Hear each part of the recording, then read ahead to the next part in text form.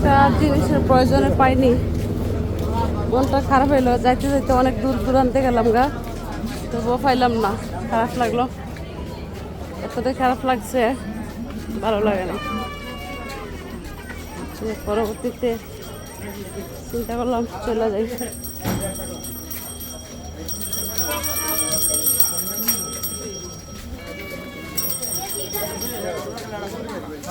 পরিবার পয়সা হয়ে গেলে কি ঈদের মধ্যে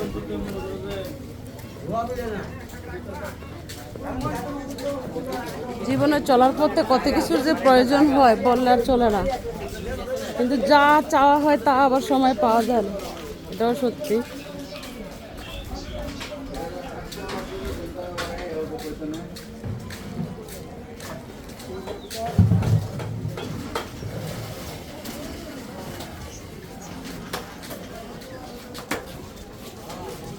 ইত্যাদি ইত্যাদি সব কিছুই আছে।